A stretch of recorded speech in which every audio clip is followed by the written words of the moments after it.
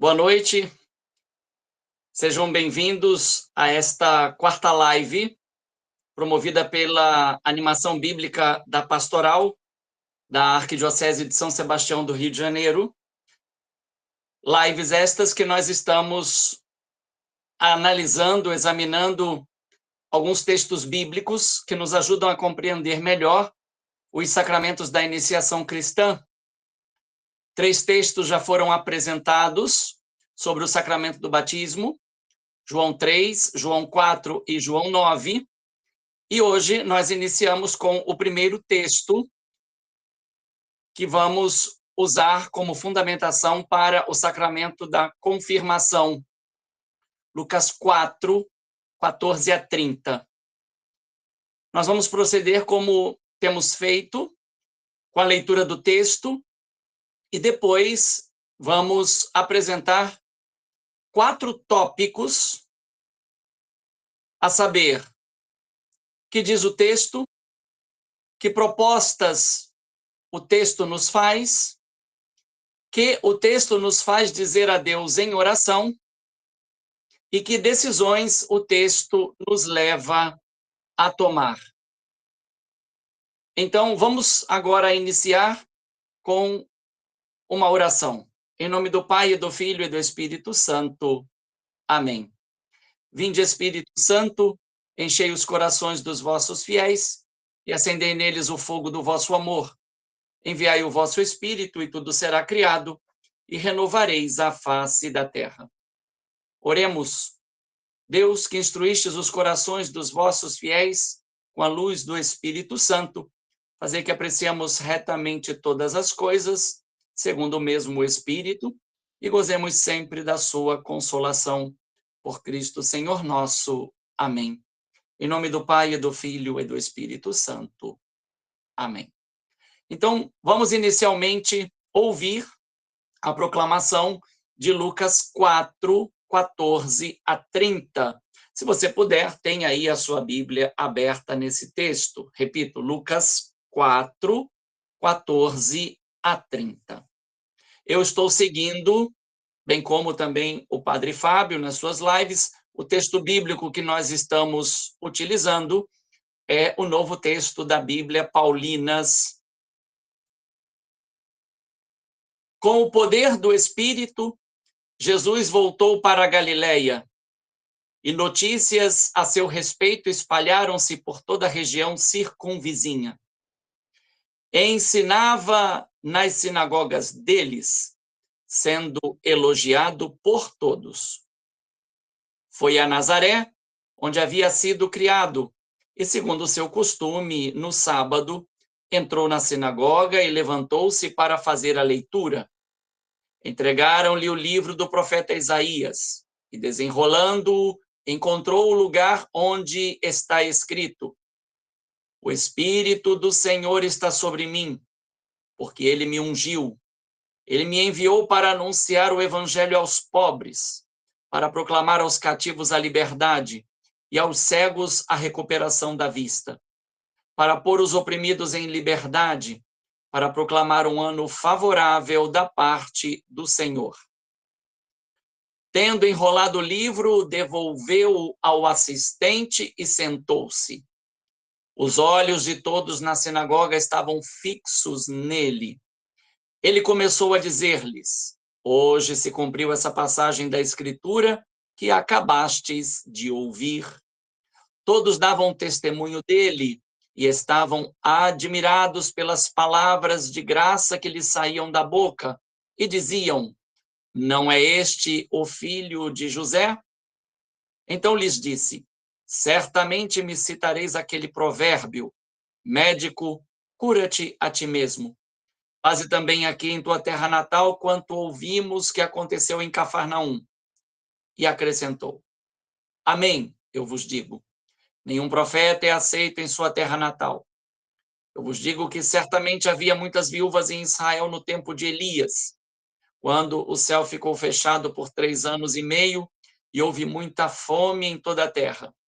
Mas a nenhuma delas foi enviado Elias, senão uma mulher, uma viúva, em Sarepta, no território sidônio. E no tempo do profeta Eliseu, havia muitos leprosos em Israel, mas nenhum deles foi purificado, senão Naamã, o sírio. Ao ouvir isso, todos na sinagoga ficaram furiosos e, levantando-se, o conduziram para fora da cidade e o arrastaram até o cume da colina, sobre a qual estava edificada a sua cidade, com a intenção de despenhá-lo. Mas Jesus, passando pelo meio deles, foi embora. Então, nós estamos diante de um episódio que inaugura, de certa forma, o ministério público de Jesus, mas a leitura ou a interpretação que faremos deste texto será em chave do sacramento da confirmação.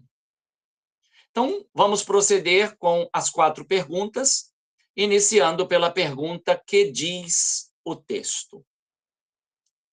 O Espírito, apesar do adjetivo santo não ter sido usado, foi presença constante na vida de Jesus.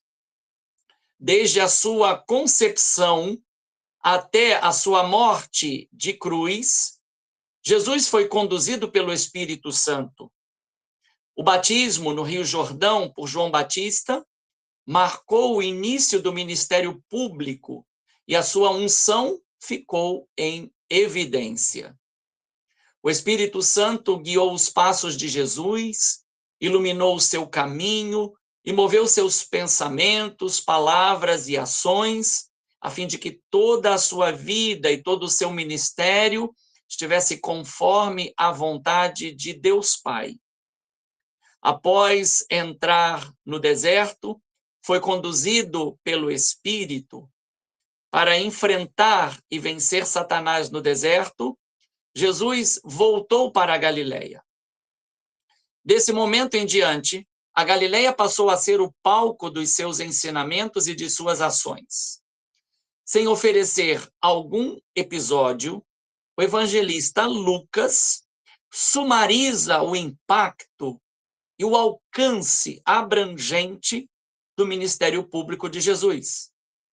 Ensinamentos com autoridade, exorcismos e curas, de certa forma, fundamentam os elogios que foram dados a Jesus.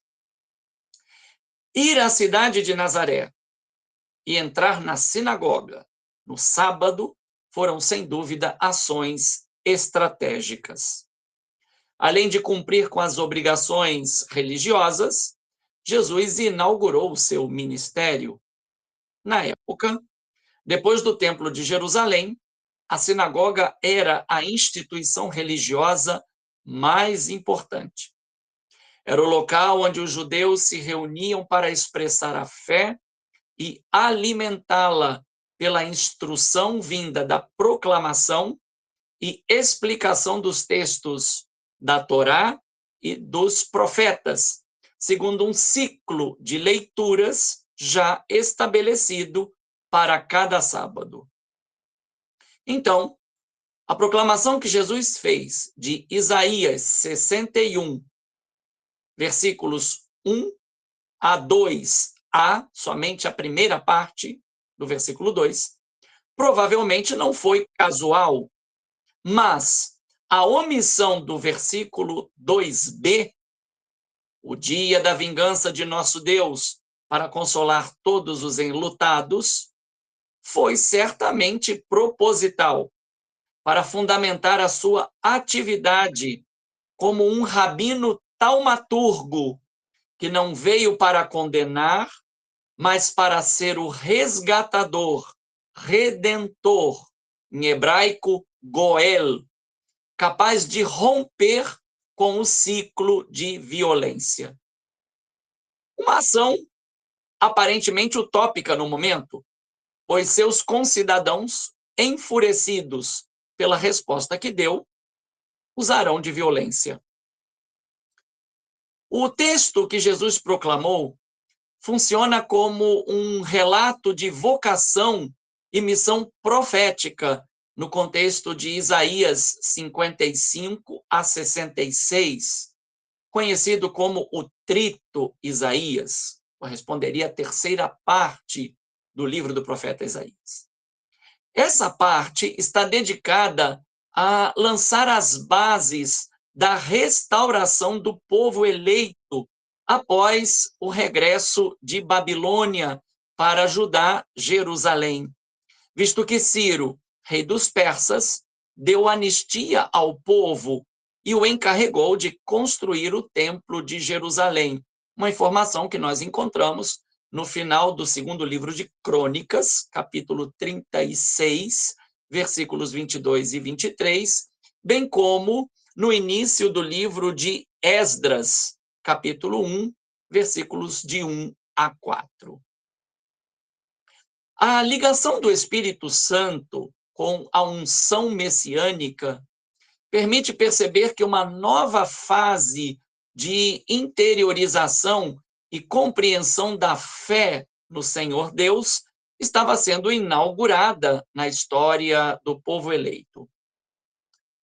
Essa ligação pode ser percebida como eleição divina da pessoa que colocaria em prática as tarefas fundamentais e restauradoras: anunciar boas novas e concretizá-las por palavras e ações salvíficas, testemunhando a obediência incondicional a Deus e à sua vontade. Por um lado, o anúncio do evangelho aos pobres, isto é, aos que se sabiam e se colocavam como dependentes de Deus e não buscavam segurança no poder político e na força econômica, formaria um povo cujo modo de pensar e de agir estaria condizente com a vontade de Deus. Por outro lado, o resultado, apesar e graças às consequências da infidelidade, seria uma comunidade renovada na sua identidade, de acordo com a aliança estabelecida por Deus com os libertos do Egito. Agora, se escutardes realmente minha voz e guardardes minha aliança, sereis para mim uma propriedade particular entre todos os povos, porque toda a terra é minha. Vós sereis para mim um reino de sacerdotes e uma nação santa. Êxodo 19, versículos 5 e 6. Se o profeta havia compreendido os elementos essenciais e os objetivos da sua missão, anunciar a boa nova da libertação a um povo que corria o risco de perder a sua autoconsciência e a fé sob o peso da opressão, Jesus, ao retomar essa profecia, fez dela o seu pessoal projeto de vida e de serviço a Deus em favor da humanidade. A referência ao ano favorável da parte do Senhor é uma alusão ao ano jubilar da remissão de todas as dívidas. Isso pode ser lido no livro de Levítico, capítulo 25, versículos de 8 a 13. As ações que se seguiram à leitura do texto isaiano devem ter sido impactantes nos que a ouviram. Por certo, Jesus deve ter feito uma proclamação perfeita em hebraico, como se devia fazer na sinagoga, mas, ao se sentar, gerou grande expectativa. Por quê? Porque o costume, após a proclamação, era traduzir e explicar o texto em aramaico, oferecendo uma devida interpretação e atualização. Não se sabe quanto tempo durou esse momento. Nota-se, porém, que Jesus, ao se sentar, assumiu a postura de mestre e sua explicação foi curta e direta. Ao que tudo indica, os ouvintes entenderam muito bem o que Jesus quis dizer. razão pela qual deram testemunho, pois estavam diante de um concidadão conhecido. Ficaram, porém, intrigados com as palavras que saíram da boca de Jesus, pois não havia dúvidas quanto à autorreferência que Jesus fez do texto à sua pessoa. A alusão filho de José atua como reforçativo para o testemunho e para a admiração dos ouvintes. Essa alusão, além disso, tem a ver com a omissão de Isaías 62, 2b, a segunda parte do versículo 2, que há séculos gerava grande expectativa no povo, em particular nos tempos de Jesus, devido à dominação romana e às injustiças que eram praticadas pelos coniventes com a nefasta situação. Saduceus, fariseus e herodianos. O jubileu da remissão de todas as dívidas era esperado com ânsia pelo povo, principalmente pelas classes de pessoas citadas na profecia: pobres, cativos, cegos e oprimidos. Jesus, por certo, interpretou os anseios dos presentes com a citação do provérbio: médico, cura-te a ti mesmo. Mas também confrontou a forma como a tradição rabínica lia e interpretava o texto de Isaías 61, 1 a 2. A citação das obras operadas em Cafarnaum poderia explicar o porquê de as notícias sobre Jesus se espalharem tão rapidamente, mas podia ser igualmente uma informação antecipada, pois só a partir de Lucas 4, 31, o evangelista vai fazer referência à descida de Jesus para Cafarnaum. Ao lado do provérbio, Jesus fez uma revelação muito provocadora. Seus concidadãos o conheciam pela referência familiar. Não é este o filho de José? Mas ele os conhecia pela história de rebeldia para com os profetas, em particular pela aversão aos prodígios que Elias e Eliseu realizaram em favor de pessoas que não pertenciam a Israel. Pela falta de chuvas, as penúrias só aumentaram. O profeta Elias fechou os céus por 3 anos e meio. Pela citação da lepra, evocava-se a rebeldia de Miriam, irmã de Moisés, que questionou a autoridade profética do irmão, Números 12, 1 a 16. No fundo, Jesus estava revelando o que presenciou em Nazaré e o quanto ouviu ao longo dos anos quando ia à sua sinagoga. Notou que as expectativas continuavam nacionalistas e não havia vontade de uma sincera conversão.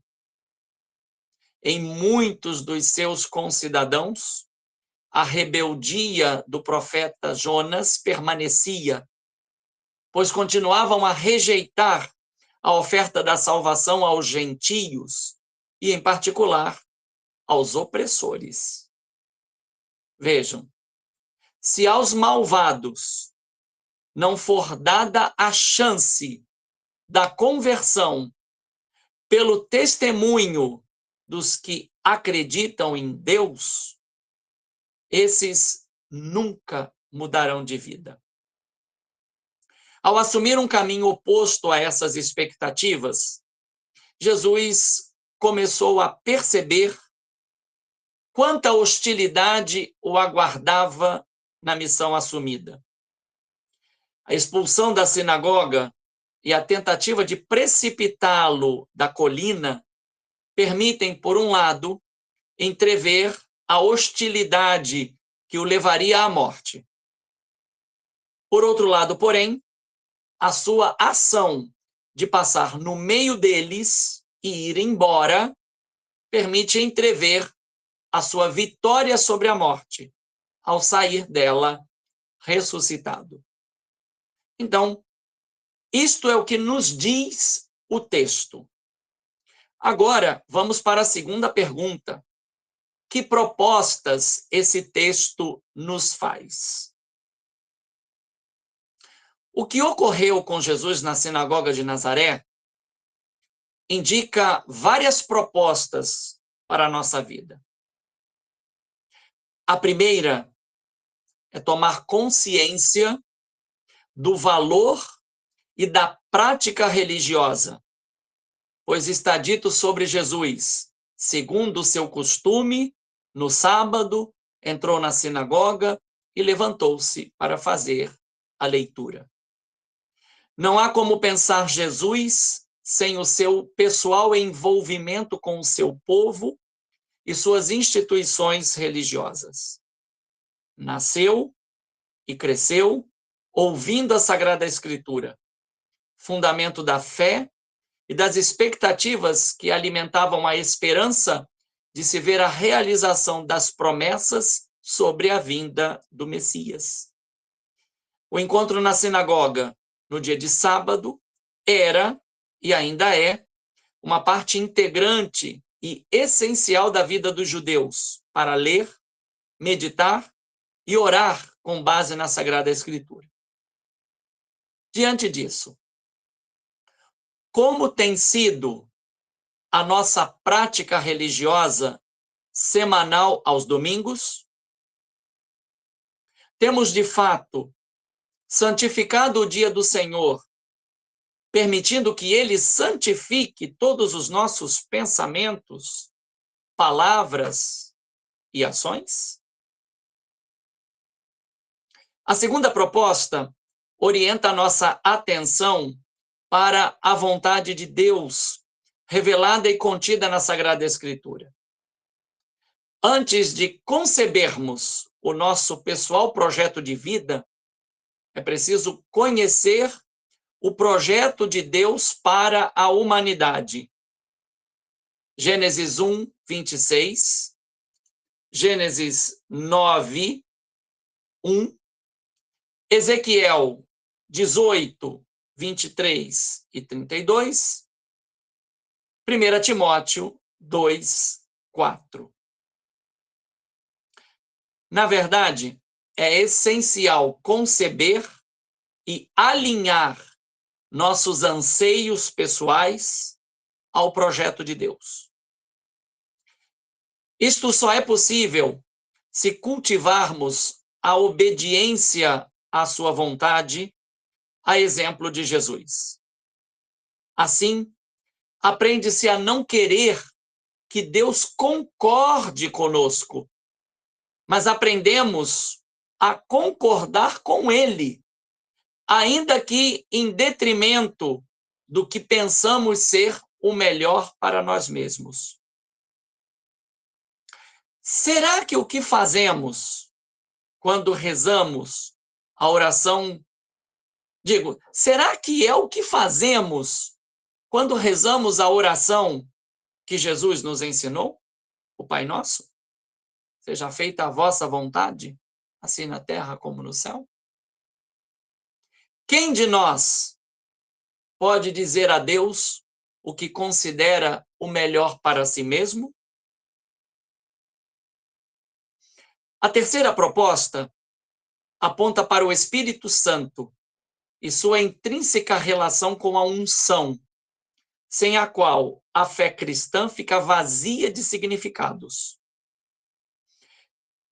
Esta conexão tem a ver com a identidade e a missão do fiel, por Cristo, com Cristo e em Cristo, isto é, o ungido por excelência pelo Espírito Santo. Conexão que se estabeleceu na recepção do batismo, na crisma e na ordenação dos que foram chamados à consagração pelo dom do episcopado, do presbiterato e do diaconato em favor do povo de Deus. em particular nos momentos em que a unção dos enfermos é conforto e consolo quando se está enfermo ou próximo da última ação de nossas vidas, a morte. Por meio da unção, aprende-se a ser dócil ao Espírito Santo, a exemplo de Jesus. E a ele configurados, pois prometeu dar-nos o seu Espírito para continuar a sua missão no mundo. João 14, 15 a 16 e o versículo 26. Bem como João 16, versículos 7 a 15. Por ele, somos capacitados a viver da sua santidade, testemunhando que é possível pensar como Deus pensa, querer como Deus quer e agir como Deus age. Como temos vivido a unção sacramental que recebemos? Como temos assumido a nossa responsabilidade cristã em favor da humanidade como ungidos do Senhor Jesus? A quarta proposta orienta a atenção para a convivência com familiares e com cidadãos. Ainda que inspirados e educados na fé, as formas de conceber o mundo e as expectativas sociais e familiares podem estar equivocadas ou seguirem em direções opostas às nossas. Partidarismos e nacionalismos exacerbados comprometem a visão e a compreensão real da história. Seguir Jesus tem implicações diretas sobre nós mesmos e sobre as nossas opções de vida. Como temos orientado a nossa existência? Que lugar Deus e seu plano salvífico ocupam em nossos projetos? A quinta proposta tem a ver com a profunda relação que existe entre ação e reação. Se, por um lado, a ação de Jesus na sinagoga de Nazaré causou admiração, por outro lado, a sua reação, pela forma como interpretou a admiração dos que lá estavam, causou grande aversão pelo modo como citou os profetas Elias e Eliseu, dando a entender que as prioridades não são as próprias, pessoais e até coletivas, mas são todas aquelas que dizem respeito ao plano salvífico de Deus. Permitimos que Deus e sua vontade nos contrariem e até nos exponham aos riscos de exclusão, como aconteceu com Jesus? A sexta proposta nos coloca diante da configuração profética com Jesus. Em geral, se pensa que profeta é quem prediz o futuro, mas, na verdade, profeta é quem, enraizado no presente, vê a realidade com clareza à luz do passado e, por isso, pode mostrar as possíveis consequências no futuro. Uma vida associada a Jesus profeta, além de interpretação, interpelação pessoal, é comprometimento social e eclesial. O futuro pessoal, familiar, social, eclesial, passa pela dimensão profética assumida frente ao projeto de Deus para a humanidade. Quando não assumimos a dimensão profética batismal e crismal, comprometemos o testemunho da verdade que liberta e salva. A exemplo de Jesus, que retomou as ações de Elias e Eliseu, temos procurado falar e agir com a intenção de comunicar a palavra de Deus aos catequizandos que nos foram confiados? A sétima proposta nos coloca em sintonia com os projetos e propósitos de Deus. Se em um primeiro momento parecia que tudo estava perdido pela fúria com que todos na sinagoga agiram contra Jesus, numa escalada que passou do íntimo de cada um à expulsão da cidade, dando a entender que não o reconheciam como seu concidadão, em um segundo momento, a forma como Jesus reagiu e se livrou do risco de morte, atestam para nós que nada pode se sobrepor ao caminho escolhido por Jesus, segundo o projeto assumido e declarado na profecia de Isaías 61, 1-2a. Temos consciência de que o projeto de vida de Jesus também tem que ser o nosso projeto pessoal e eclesial? Temos pautado nossa vida e ações de acordo com essa palavra de Deus? Então, vimos as duas primeiras questões. Que diz o texto? Que propostas o texto nos faz? E agora eu convido você a um breve momento de recolhimento para que possamos, a partir dessas duas perguntas, elevar a Deus uma prece baseada no texto, que o texto me faz dizer a Deus em oração. Por quê? Porque alimentados pelo texto, provocados pelo texto, agora nós nos dirigimos a Deus para que a sua presença viva e eficaz em cada um de nós nos proporcione a tomada de decisão a partir do texto. Senhor Jesus, que foste à sinagoga de Nazaré para revelar a tua vontade em conformidade com a vontade do Pai, demonstrando o profundo conhecimento que tinhas da Sagrada Escritura, por seres a palavra de Deus encarnada.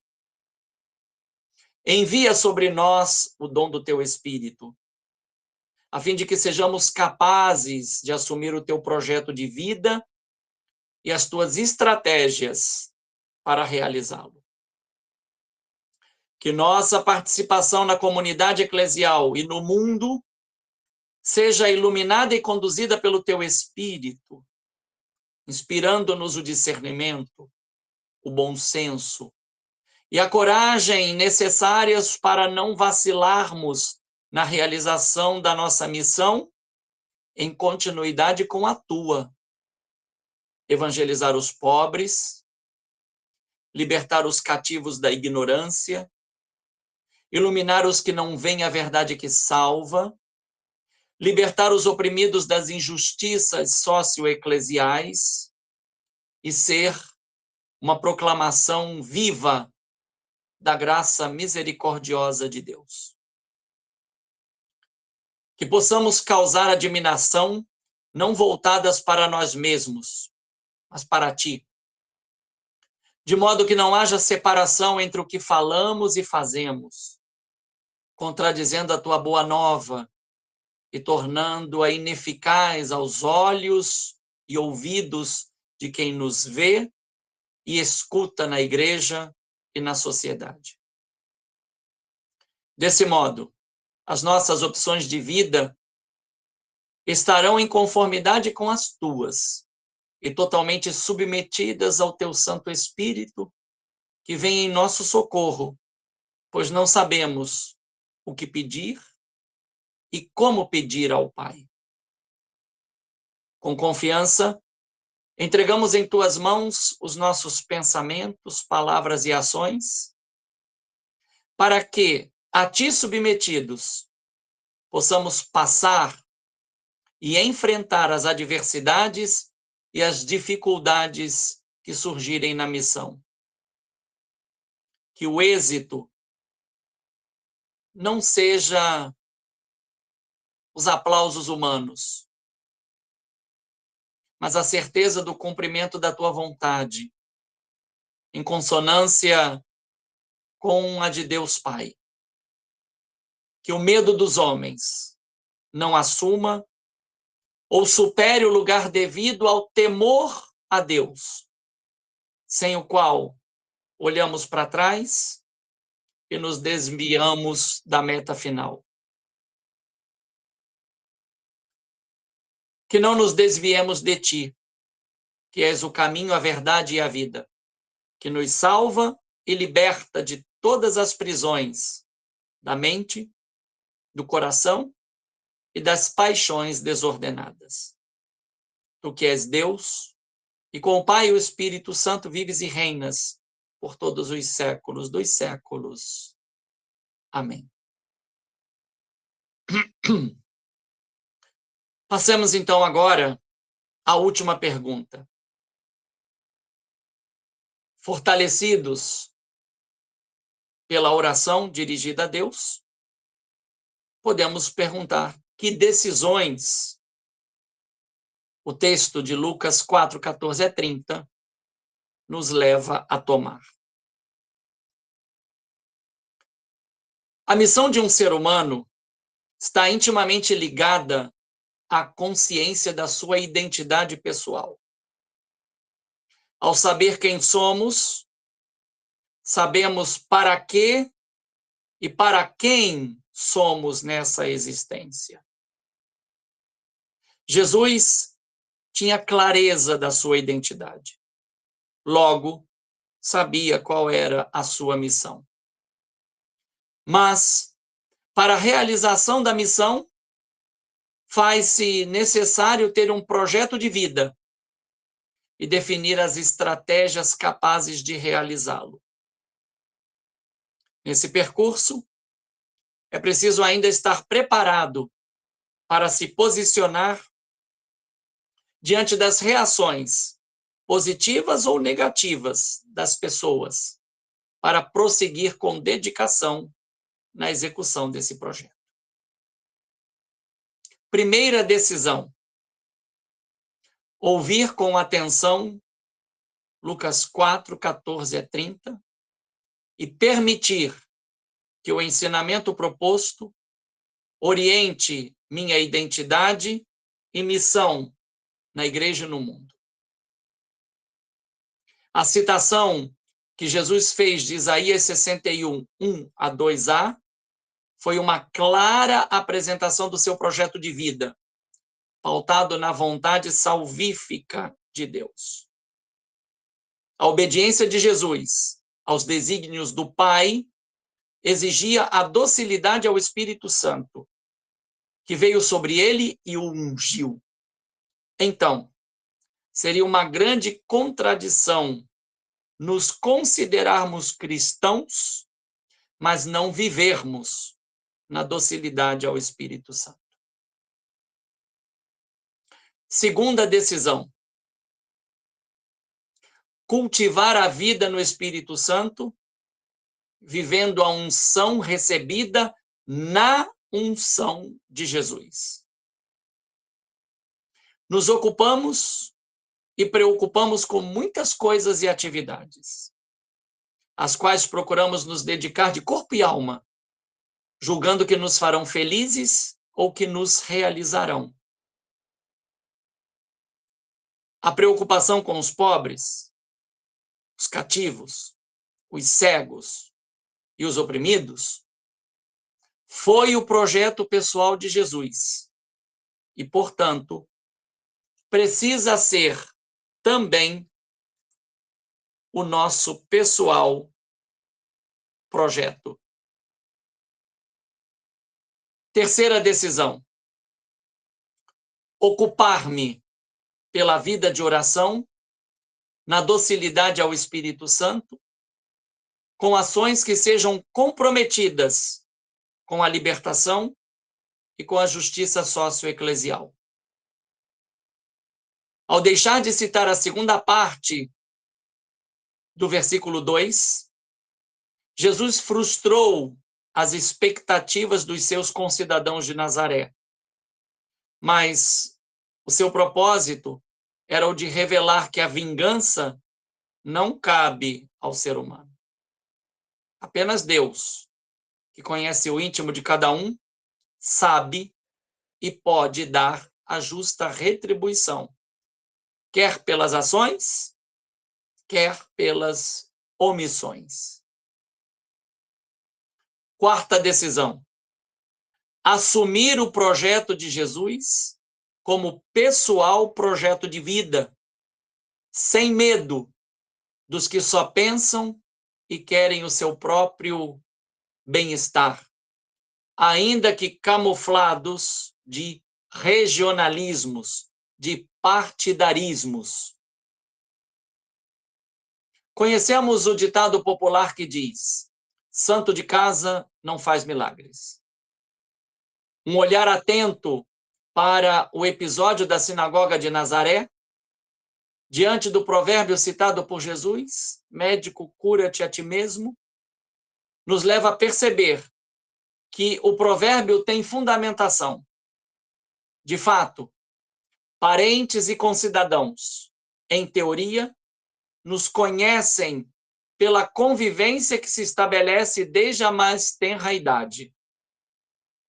Com Jesus, por certo, não foi diferente. Foi como disseram: não é este o filho de José? Contudo, quando se assume o projeto salvífico de Deus, parece que nos tornamos estranhos, a começar para os mais próximos de nós. Quinta decisão: inspirar-se em São José, homem justo e santo aos olhos de Deus e dos homens, para aceitar que a justiça de Deus conceda sentido e tenha primazia sobre os demais vínculos. Segundo as narrativas, embora tenha nascido em Belém de Judá, cidade natal do rei Davi, Jesus cresceu e se desenvolveu em Nazaré da Galileia. Segundo o evangelista Mateus, São José, ao regressar do Egito com a Sagrada Família, sabendo que Arquelau se tornara governador da Judéia, no lugar de seu pai Herodes, prudentemente decidiu voltar para Nazaré.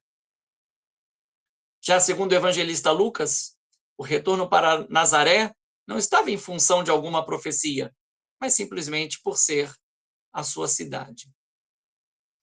Sabemos que as crianças, até 7 anos de idade, recebiam instrução religiosa de seus pais em casa.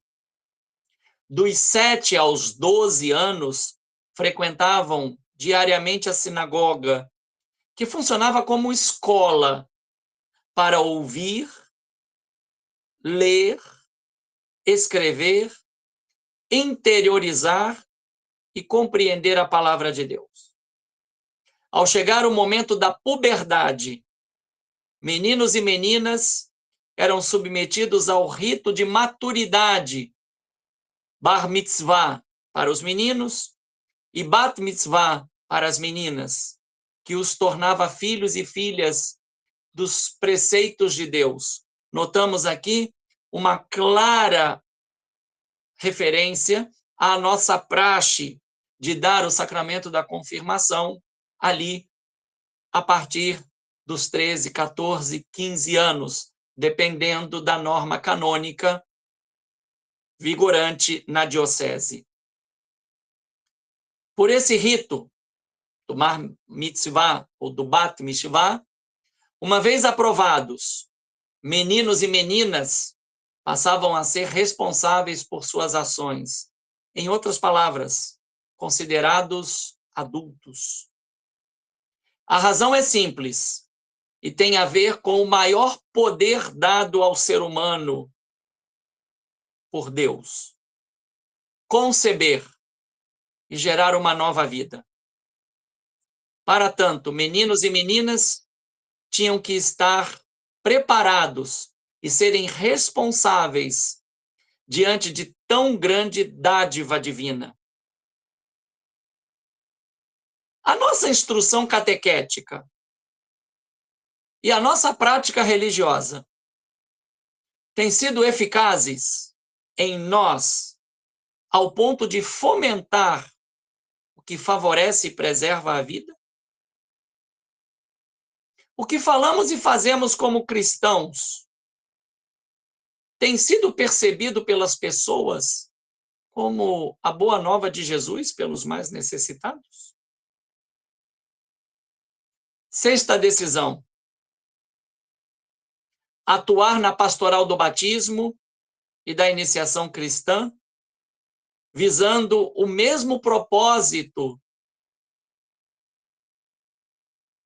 em relação aos catecúmenos: a maturidade humana e da fé como modo concreto de ação, sendo portadores da boa nova de Jesus, que incute esperança na igreja e no mundo. Jesus orientou a sua vida e ministério a favor de 4 grupos de pessoas: pobres, cativos, cegos e oprimidos. Podemos perceber que por detrás da orientação e do ministério de Jesus encontra-se o sentido do que disse no Sermão da Montanha: buscai primeiro de tudo o reino de Deus e a justiça deste, e todas essas coisas serão dadas por acréscimo. E essas coisas, é preciso retroceder um pouquinho na leitura de Mateus, ali do Sermão da Montanha, para perceber o que é necessário à subsistência digna do ser humano. Sétima e última decisão: adequar a própria vida à orientação e à preocupação ministerial de Jesus, de modo que os pensamentos, palavras e ações socioeclesiais sejam fundadas e fecundadas pelo Espírito Santo. Estamos próximos da solenidade de Pentecostes, que encerrará o tempo pascal. Vivamos esse tempo de graça e busquemos com sinceridade viver na docilidade ao Espírito Santo. Como conduziu Jesus, também nos foi dado para nos configurar a Jesus e nos conduzir na realização do seu projeto messiânico, que atravessa os séculos, nos alcança hoje, no aqui e agora da nossa existência, e continua mostrando a sua validade, pois o ser humano, eu e você, ainda continuamos muitas das vezes atraídos por tantas coisas que nos afastam do ser humano, de Deus e do seu amor. Então, foi isso que eu preparei para nós nesta noite. Lucas 4, 14 a 30, desenvolvido a partir das 4 perguntas que diz o texto que propostas o texto nos faz, que o texto nos faz dizer a Deus em oração, que decisões o texto nos leva a tomar.